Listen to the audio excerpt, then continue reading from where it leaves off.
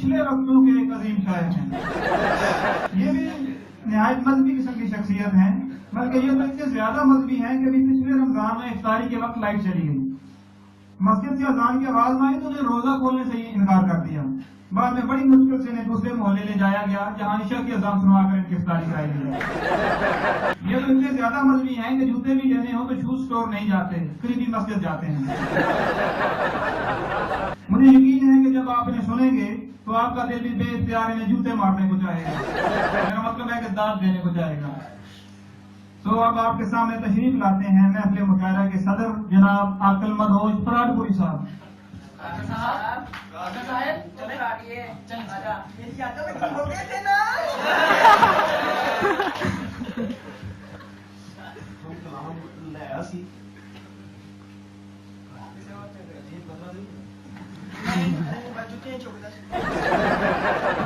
कह दवा कि जेड़ा भी मेरी दात दबे, जेड़ा भी मेरी दात दबे उन्नू सीएनजी कदी ना लभे। पहले दो कते उर्दू च सुनान दी इजाजत चाहना अपने कोलों, क्योंकि मैं ही सदर हूं। खाद भी दरकार है आबो हवा के साथ साथ, खाद भी दरकार है आबो हवा के साथ साथ, ये ना हो तो फिर कभी कोई कली खिलती नहीं। और इस डिग्री के अलावा और भी कुछ चाहिए, सिर्फ डिग्री से तो प्यारे नौकरी मिलती नहीं। व्हाट्सएप की गड्डी चुक लो फिर चलो। सिर्फ डिग्री से तो प्यारे नौकरी मिलती नहीं। ते ऐ लोग जेड़े बड़े मासूम नजर आते हैं, 10 साल बाद जो इन्हां दा हाल होना उन्हां नूं दस देना। हाकिम रिश्वत सता फिक्रे गिरफ्तारी न कर, हाकिम रिश्वत सता फिक्रे गिरफ्तारी न कर, कर रिहाई की कोई आसान सूरत छूट जा। मैं बताऊं तुझको तदबीरे रिहाई, मुझसे पूछ लेके रिश्वत फंस गया है, दे के रिश्वत छूट जा। लेके रिश्वत फंस गया है, दे के रिश्वत छूट जा। गल इन्नी है कि फेरी उसने हमसे अखियां बरसों से, फेरी उसने हमसे अखियां बरसों से, बैठ रही हैं मुंह पे मक्खियां बरसों से। और पेंजा चाड़ा उसके चारों भाइयों ने,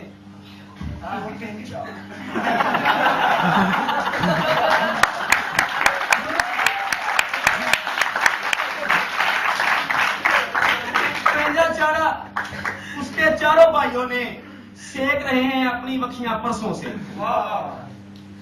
हुन सारे ही बच्चियां दा रोना मैं कला ही रोन लगा। समझदार आप समझ जाएंगे। मैनू एक मेरा यार लभ गया, मैं कहा भाई की हो रहा, कहता तेरे को इंजीनियरिंग करन दिया। मैं कहा सुना कैसी है, जब आंदा है थ्योरी भी औखी है ते प्रैक्टिकल भी औखा है, थ्योरी भी औखी है ते प्रैक्टिकल भी औखा है, छड्ड देना लैक्चर सब नालों सौखा है। छड्ड देना लैक्चर सब नालों सौखा है। ते मास्टर भी पढ़ाउंदे ने ते हौले की पढ़ाउंदे ने, ते मास्टर भी पढ़ाउंदे ने ते हौले की पढ़ाउंदे ने, पेपर भी उत्तों वावा औखा जिहा पाउंदे ने। ते किसी भी सबजैक्ट दा मैनूं पल्ले कख पैंदा नहीं, किसी भी सबजैक्ट दा मैनूं पल्ले कख पैंदा नहीं। सारी रात पढ़दे सवेरे याद रहिंदा नहीं।